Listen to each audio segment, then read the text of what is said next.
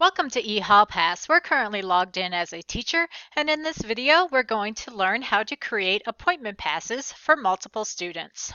Remember, to create an appointment pass, you're going to go over to Appointment Pass on the left menu bar, click Appointment Pass, and then go to the green Create button. And now we're just going to choose the student that we want to create an appointment pass for, the date, pick the period that the student will be leaving, put in the time. So let's say they're going to be leaving at 3:15 for a football game. I'm just going to put football. And then we're going to add more students.